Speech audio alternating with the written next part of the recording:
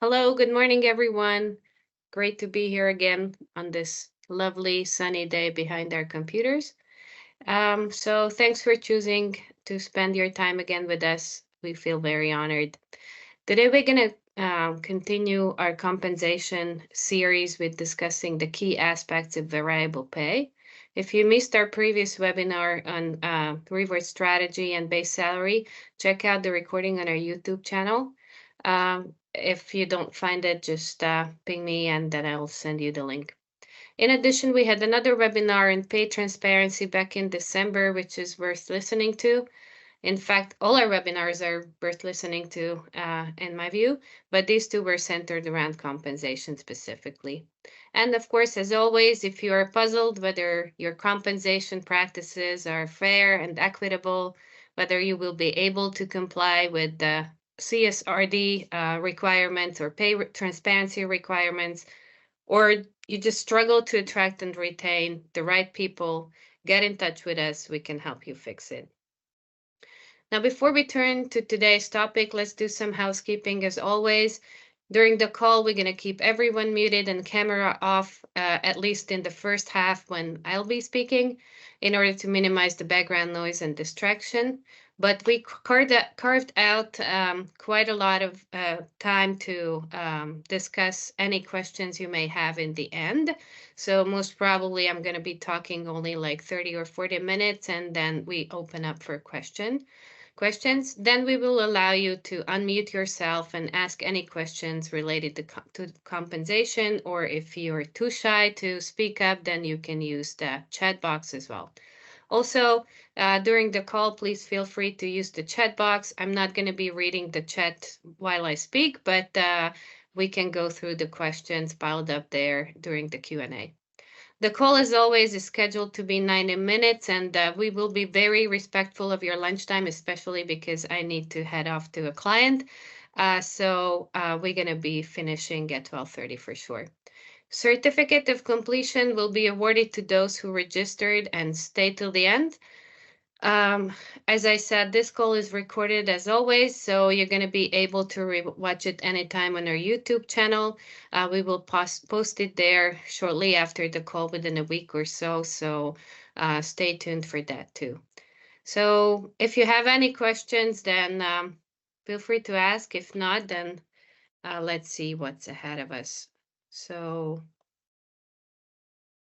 okay, I assume silence is no question, so let's move on. So let's start, as I said, our topic for today is variable pay. So let's start by defining what it is. It's basically the part of total pay that is contingent or conditional upon the employee's performance, competence, contribution, or skill. It can take form of bonus schemes, executive incentive schemes, employee and executive share schemes or stock programs, stock awards, team rewards, and gain and profit sharing awards or programs. So variable pay is any form of a financial reward that is paid in cash or in stock and is related to or contingent upon mainly the performance of the employee and also partially the competence, the contribution, or his skill. There are two main groups of variable pay: performance-related payments and other types. Other types are like sign-on bonuses, certificate awards, or retention bonuses, etc.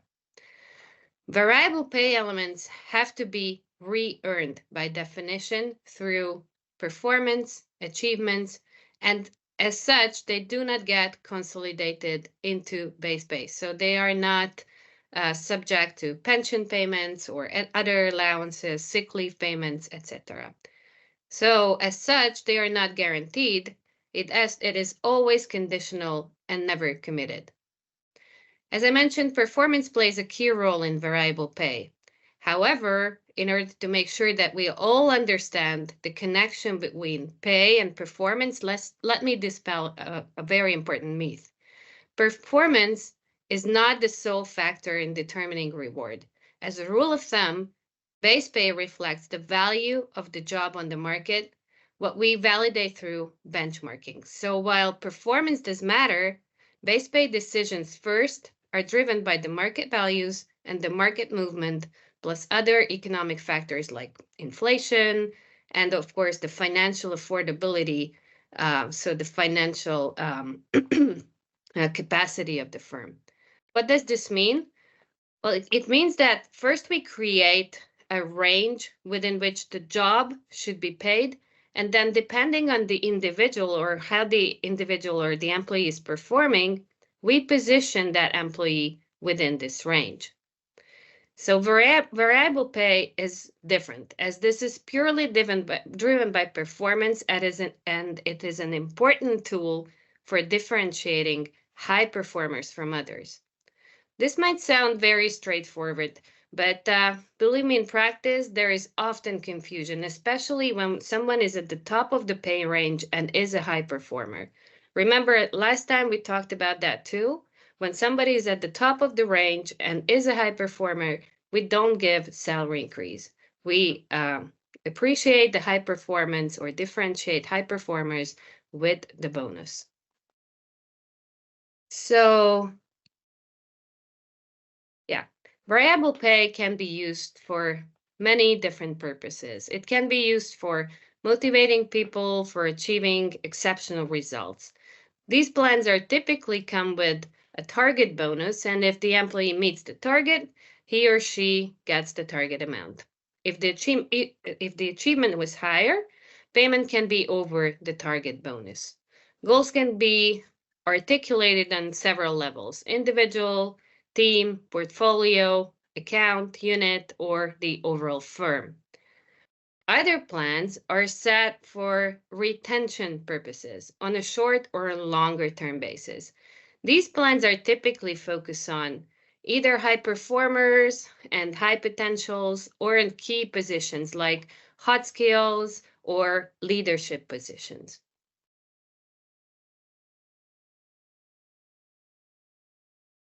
Yeah, let's be a little academic for a while. So let's see a couple of arguments for and against variable pay.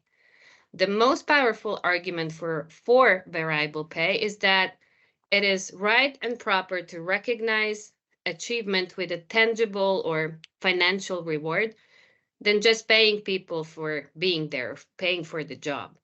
Pay should be related to contribution, and those who contribute more should be paid more. That's the biggest pro argument for variable pay. The other arguments commonly used in favor of variable pay are that it acts as a motivator, it encourages and supports desired actions or behaviors, it delivers the message that performance, competence, contribution are important. It provides means for defining and agreeing performance and competence expectations. It can reinforce the organizational values, or it can help to achieve a cultural change by, for example, assisting with developing a performance culture. Of course, pay in itself, in my view, will never be able to transform organizations. It takes much more than that, but it can be an enabler. Now let's see the counter arguments. First and foremost, those who argue against variable pay say that it is questionable to what extent a variable pay program is motivational. The amounts available for distribution for bonus payment are usually restricted or small, typically maximum 2 to 3% of total pay. So they cannot act as a real incentive in the views of those who are arguing against variable pay. People react to money as a motivation very, very differently depending where they are on the pay scale. Plus, money can motivate those who receive it, but actually, on the other hand, can be very demotivational for those who don't get it. So the numbers who get demotivated also can be much higher, they argue, than those who get motivated by that. And variable pay schemes can create high dissatisfaction if they are perceived as unfair or discretionary or inadequate or badly managed, as by the way, they are very frequently are. It is also questionable whether we can objectively and reliably measure performance and contribution based on which we make a payout. This is impossible by definition, critics argue, as performance is not only dependent on the individual. There are many more surrounding conditions that have to be met. And lastly, performance-related pay schemes can go against teamwork, they argue. So without trying to tell you which is right or wrong, let's see two golden rules for variable pay. I think it's a golden rule for anything basically in the corporate world, but also true for variable pay. So first is variable pay cannot be endorsed or rejected universally as a principle. So there's no universally true pro or con argument exist. Second, no type of variable pay is universally successful or unsuccessful. It always has to be matched with the organizational conditions, with the strategy, with the culture, with the people in the organization. So why do performance-related pay systems usually fail, or what are the common pitfalls? Failures are usually related to implementation and operating processes, especially those that are concerned with the performance management, effective communication, involvement, and the line management capability. This latter is very crucial in my view. The success of variable pay really lies largely in the hands of the people managers. First, they have to believe in it as something that will help them as well as the organization. Then they must also be good in agreeing targets, measuring performance fairly and consistently, and providing feedback to their staff on the outcome of performance management and its impact on their pay levels. Um, Now let's see what are the criteria for variable pay to act as a motivator. The line of sight criterion is that, which was, by the way, originated by Ed Lawler, if anyone wants to Google it. It says that the individuals and teams should have a clear line of sight between what they do and what they will get for doing it. The model is describing a workflow, basically, from effort, how do I get to performance, which then leads to results. How are results measured and linked to my payout? The line of sight concept expresses, in a sense, the expectancy theory. We talked about that the last time, which says that motivation only takes place when people expect that they will get worthwhile rewards for their effort and contribution. So they understand what they have to do to get something that is worthwhile for them. So a variable pay scheme is more likely to motivate if the reward is clearly and closely linked to accomplishment or effort. People know what they will get if they achieve defined and agreed targets or standards and can track their performance against them. Second, rewards are meaningful, so actually I'm better off getting it, and it's worth doing that behavior in order to get that bonus. They are fair and consistent. Fair and consistent means are available for measuring or assessing the performance, competence, contribution, or skill, depending on what is the target. And fourth, people must be able to influence their performance by changing their behavior or they should be able to develop their competencies and skills. So it should be down to them to achieve that target. And last but not least, the reward should follow as closely as possible the accomplishment that generated it. So there should be a clear link, which is easy to understand. So there are usually 8 questions that need to be decided when we are designing a variable pay program. First, we need to decide which plan type should be implemented. A participation model, target bonus, target scale, etc. Second, we need to decide which participant groups should participate in variable compensation, so to say, what is the eligibility? Do all plan Terms apply equally to all participants, or we differentiate. Third, how are the key performance indicators or KPIs set? Do the chosen KPIs complement each other? Should share-based targets also be included? And then fourth, how do the single targets interact with each other? Should certain target categories be prioritized, or they should be looked at equally? Then how long should the performance period be over which the target achievements are measured?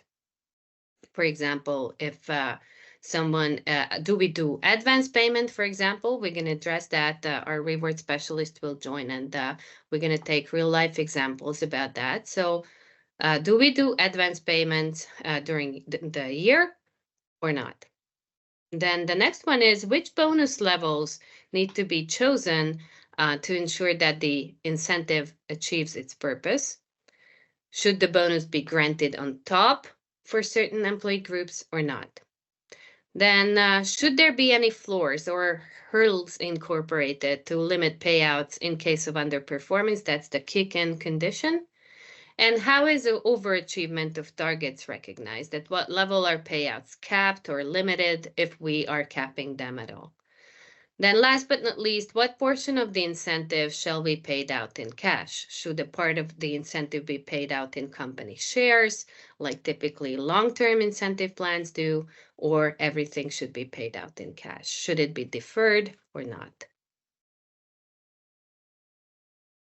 So let's touch upon this long-term and short-term incentives that I just mentioned very quickly. So as you probably you all know, that variable pay plans can be short-term incentives or long-term incentives. Short-term incentives are typically awarded for achievements over a shorter period of time, usually within one fiscal year. They are designed to motivate immediate performance and behaviors that are aligned with the organization's short-term goals, short-term strategic goals. So short-term incentives are typically cash bonuses or other forms of rewards that are directly tied to individual, team, or company performance metrics over a short period, a one-year period. The main objective behind STIs or short-term incentives is to incentivize employees to achieve specific, immediate business targets that contribute to the organization's overall success. Common examples of STIs include annual bonus plans, sales commissions, and quarterly performance bonuses. LTIs, or long-term incentives, on the other hand, are aimed at driving and rewarding performance over a longer period, typically over multiple years for achieving strategic goals. Typically, that is like 3 to 5 years. They are crucial for retaining top talent and aligning employees' efforts with the company's longer-term strategic objectives. So LTIs are rewards given to employees for achieving goals that contribute to the company's longer-term success and shareholder value. These incentives often come in the form of stock options, restricted stock, or performance shares. The objectives of LTIs are to foster a culture of ownership or entrepreneurial approach among employees, retain key talent, and align employees' interests with those of the company and its shareholders over an extended period.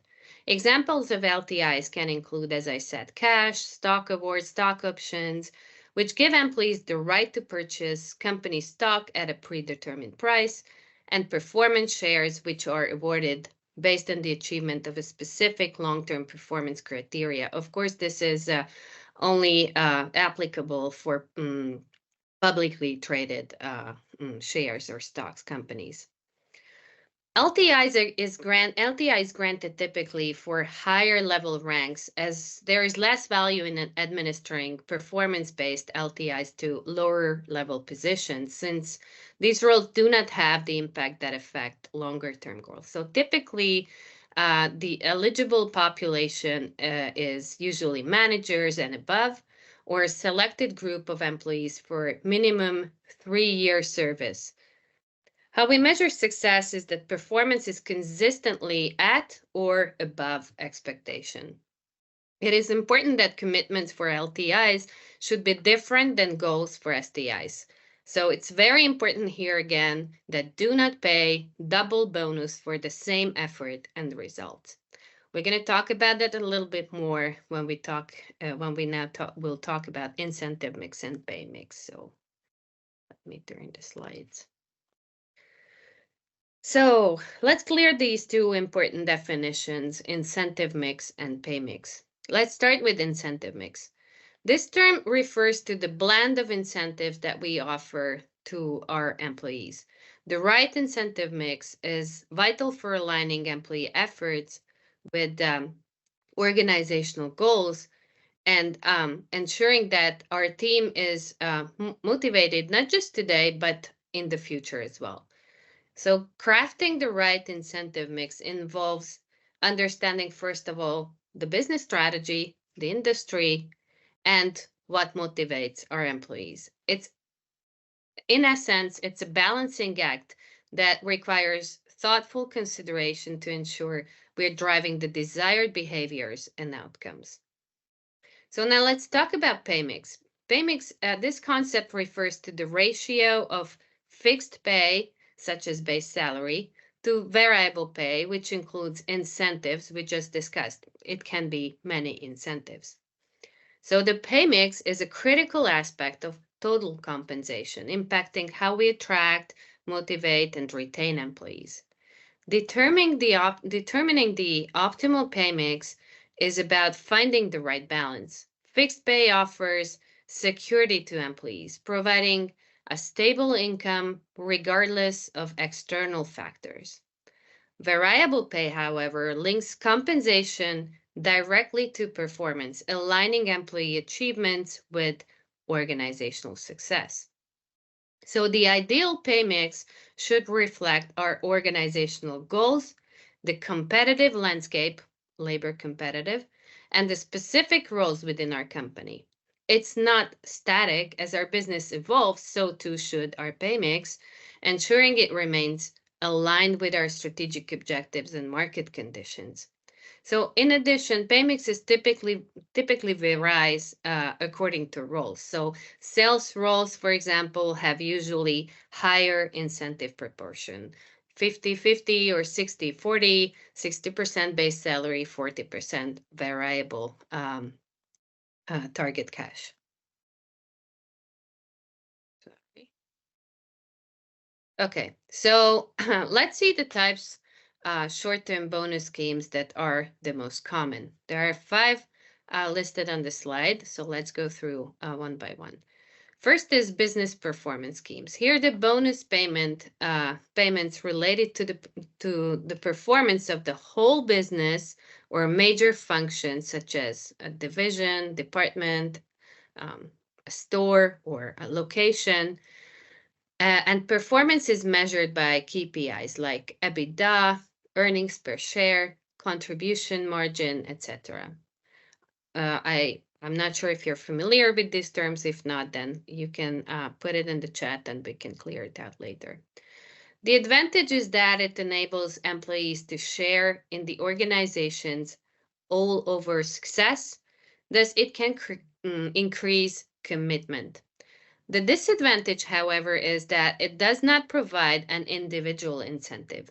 Usually it is applied together with other schemes that have individual performance measures. The second is individual bonus or incentives plans. Here, the bonus payment is related to individual performance. The advantage is that it provides a direct reward related to individual performance. Cash, if high enough, can make an immediate impact on motivation and engagement. Then the third is team pay. Here, payments to members of formally established teams, like departments, for example, are linked to the performance of that team.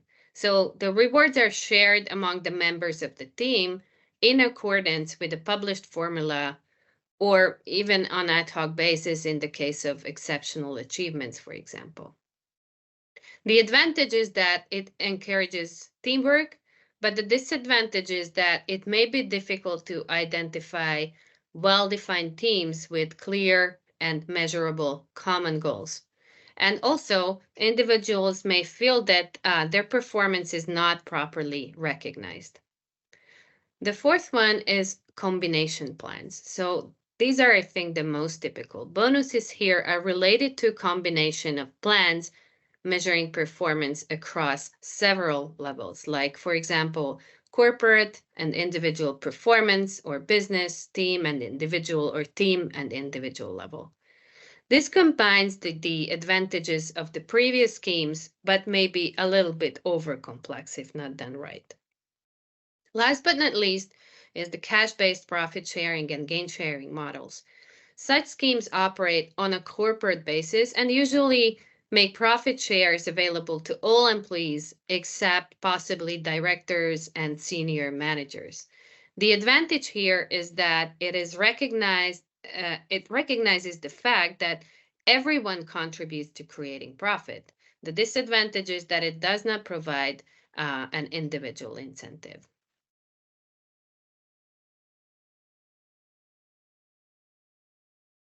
Um, just one sec. Okay, so bonuses can be additive and multiplicative.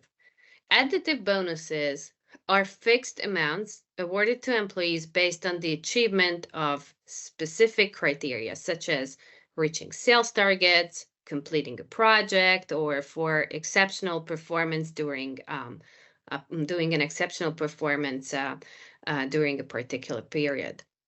The payout is only dependent on reaching these predefined targets, thus irrespective of the overall company results.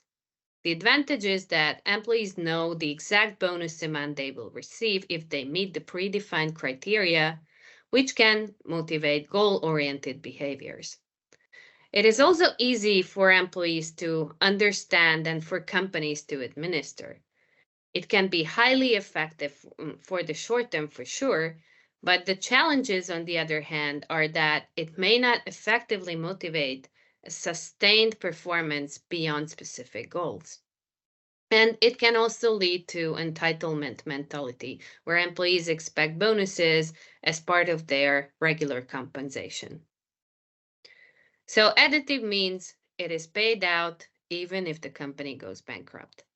Multiplicative bonuses are calculated as a percentage of an employee's base salary, often based on the achievement of individual, team, and/or company performance metrics. There is usually a kick-in condition, like the overall company or departmental results, revenue targets, or profit targets. For example, a 10% bonus for reaching individual KPIs up to 20% for exceeding company-wide profit targets. The advantages here are that it aligns employee rewards closely with performance, and it also promotes a culture of achievement and excellence. And it is very flexible, scalable, adapting to different levels of success and contribution.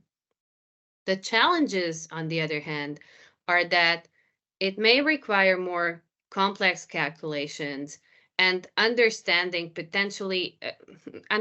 is a little bit more complex, potentially leading to confusion or misinterpretation. This is where line management capability becomes very crucial.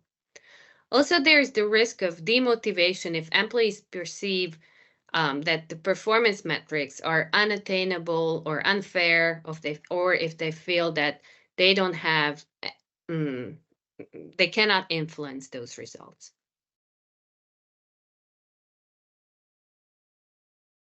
So in terms of eligibility, there are different types of bonuses again. So corporate bonuses are received by everyone in the company.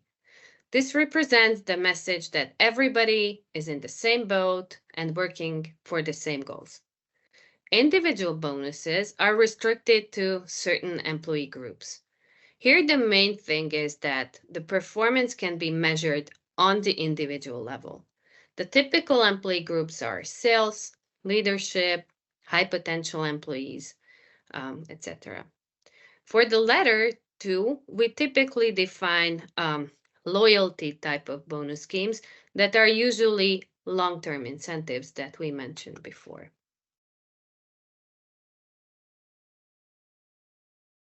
So what is the business case for bonus schemes? First, many argue that a well-constructed bonus scheme is self-financing, because when people are over the 100% target levels, there is the respective revenue that is covering the payout. Is that usually the 100% level is set at the budget level. Everything over is like an added benefit.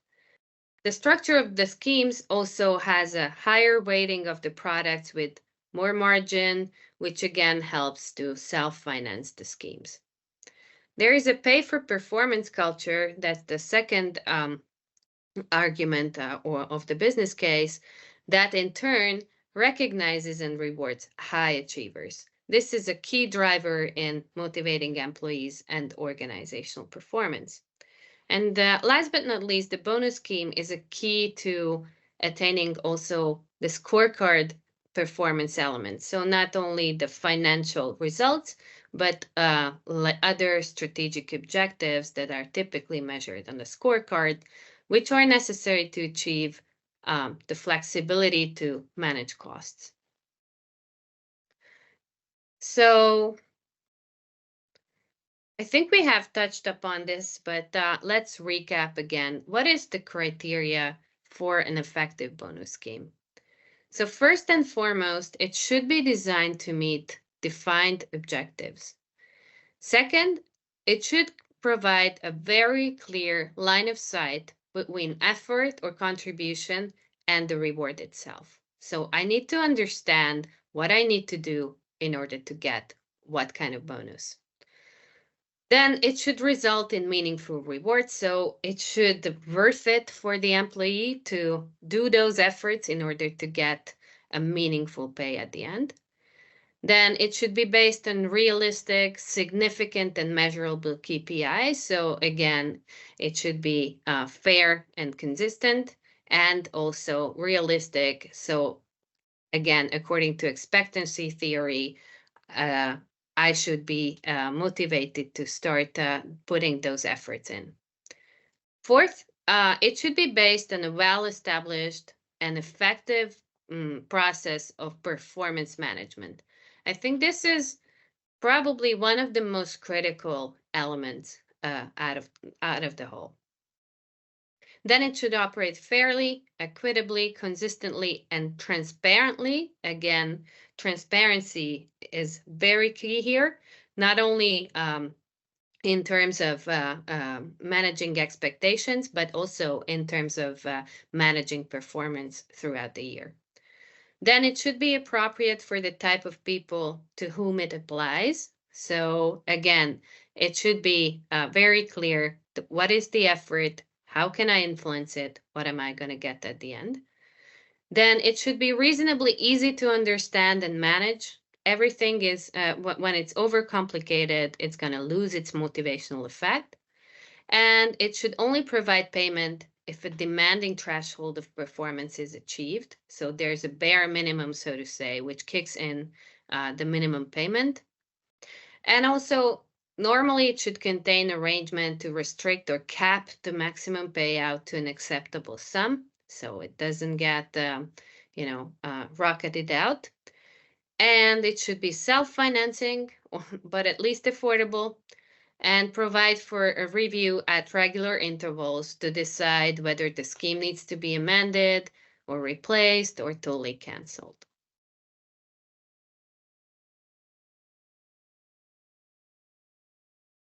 So when your annual performance bonus is decided, the following factors are usually considered. First of all, difficulty of the commitment of the individual, how difficult it is to reach the target.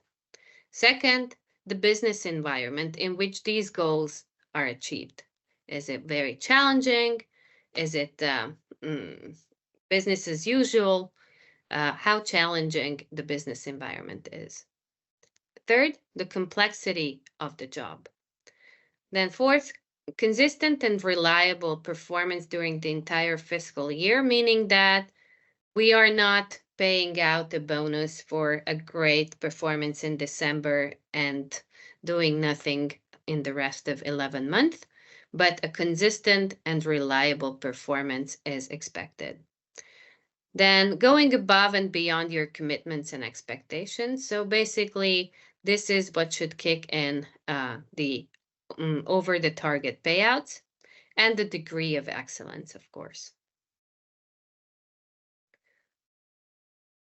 Now let's address something that probably is top of mind for many, or at least it has been top of mind for many in the past few years, challenging economic times. So I'm not only talking about hyperinflation, but challenging and unstable economic times.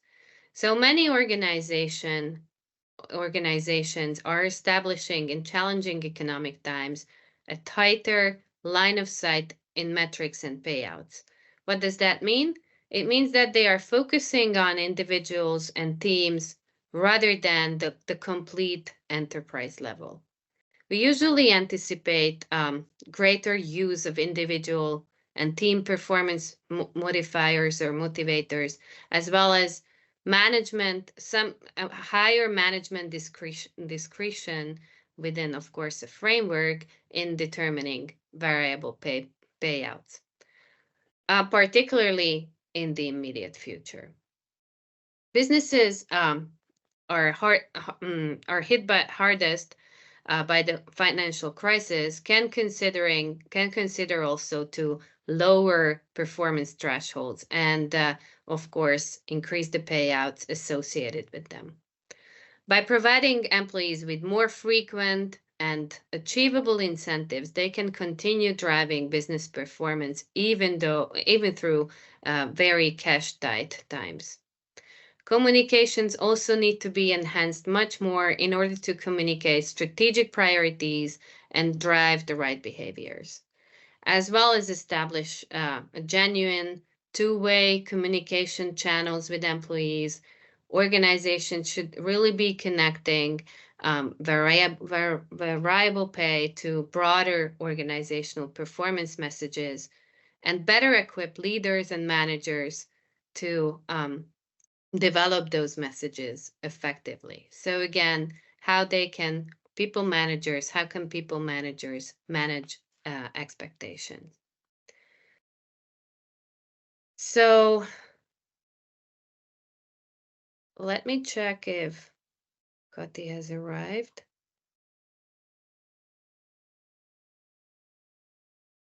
I don't see Kati in the call. Just let me ping her 1 second.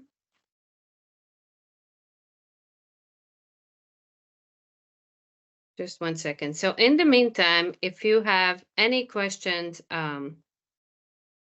about what we were talking about, then please feel free to put it in the chat. Give me just 1 second. I'm gonna.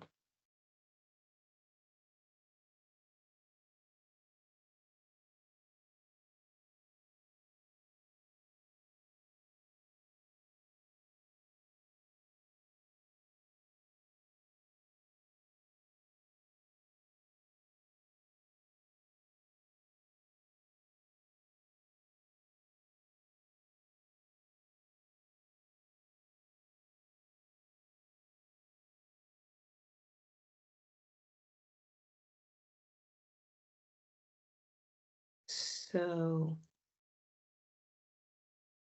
just hang on there with me.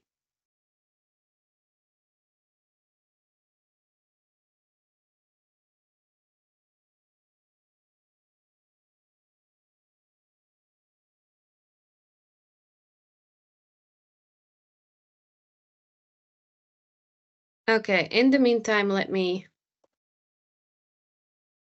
check. I don't see any questions in the chat, guys. Okay, so let me just say my wrap-up words. In the meantime, please put your questions in the chat. Unfortunately, I will need to go in 10 minutes, so this is why I'm trying to chase Katalin to join. So there is a lot that we have covered and a lot we haven't covered, actually. because compensation is really something is very, very complex and very strategic, and it's absolutely deserving at least one other round, if not more. So if you have any hot topic on your mind that you would like to hear about from us, then please send it to us either now in the chat or later on through LinkedIn or through email. You see our connection details on the slide right now. So we thought of dedicating one session to sales commissions or sales incentives specifically. Not in 1 month, but actually in 2 months, because in 1 month we're going to have a live Microsoft Viva conference in Budapest. Whoever is located in Hungary, it's free of charge. We are organizing together with Microsoft and Crayon. We from Hybridge Consulting are going to talk about HR use cases for just 1 second, cut these.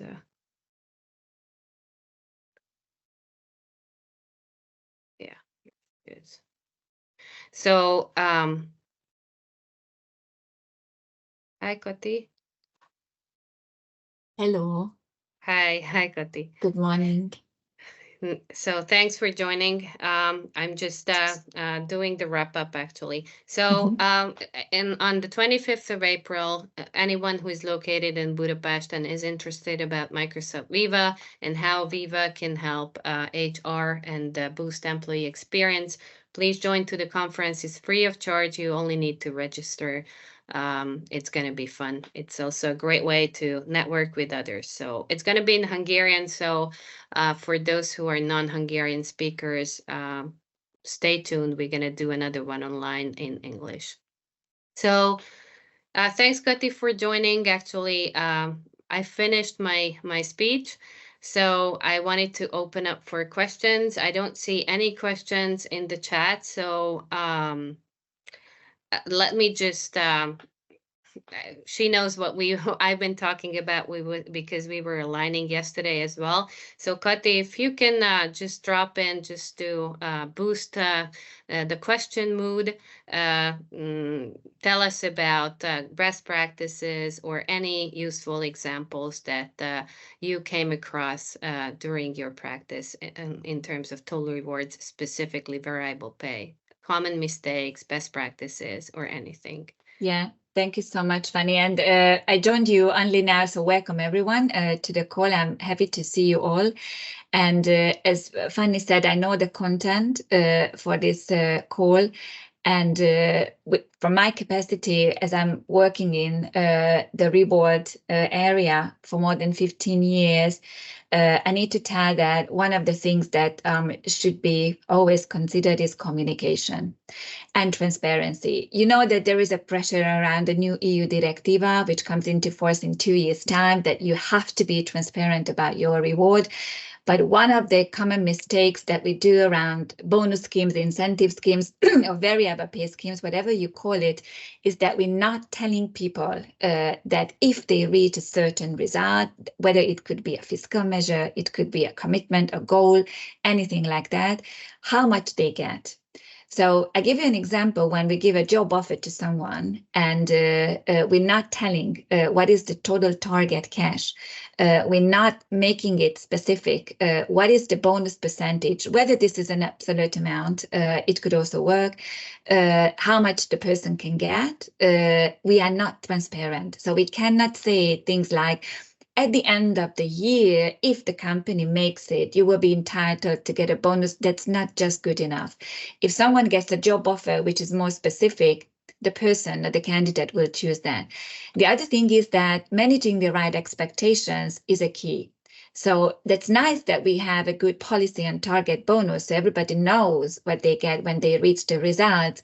But following up on the year-to-date or ongoing results throughout the year is also very important to manage the right expectations. And I'm going to get you an extreme example again on purpose. I'm exaggerating. When the company is not doing good and it's clear that there is no fund for paying out the bonuses for everyone, make sure that you communicate the bad news as well. And of course, that's true for the good news as well, because then you will avoid that people expect something, but you cannot fulfill, because there is no linkage to the year-end bonus, how it was last year. So it's very important that people are aware how you are doing the business, what is your affordability level.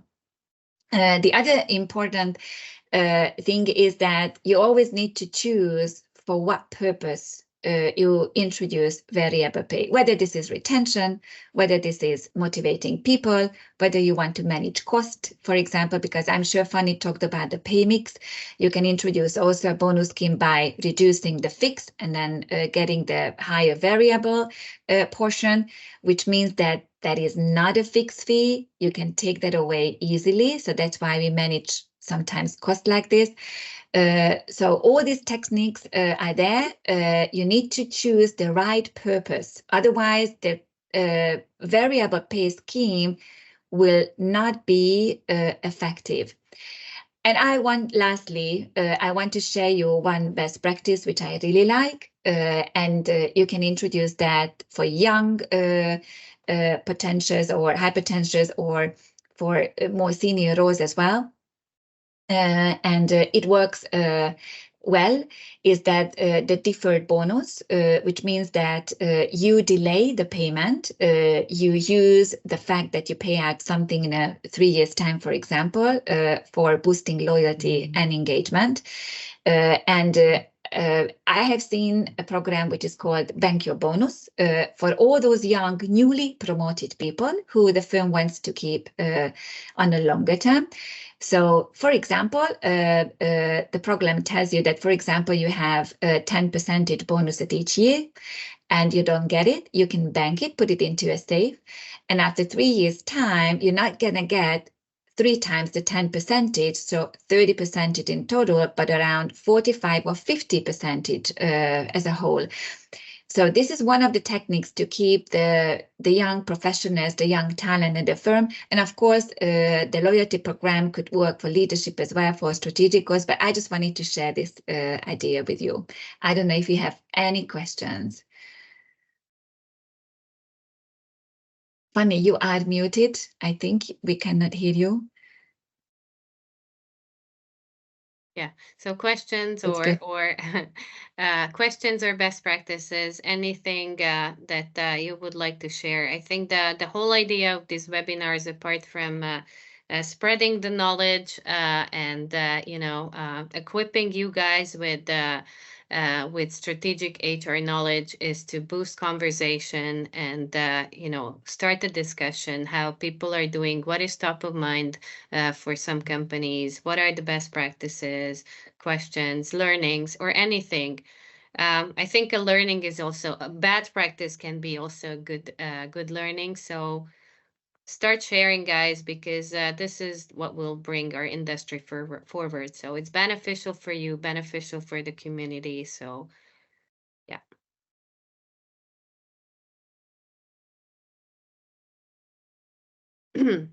Okay, so if we don't have questions, guys, then thanks everyone for joining. And we're going to close half an hour earlier now. But if you happen to come up with a question, feel free to drop it over through email, or if you find us on LinkedIn. And again, how I said in the beginning, you're going to be able to rewatch this session as well as other session of our strategic HR webinar series on our YouTube channel, and reach out to us for a consultation if you have top of mind, anything top of mind in terms of compensation or anything related to strategic HR. So thanks, guys, for joining and spending this morning with us. And see you in 2 months or in 1 month in person at the Viva conference. Thank you. Bye-bye. Thank you so much. Have a good day. Bye-bye.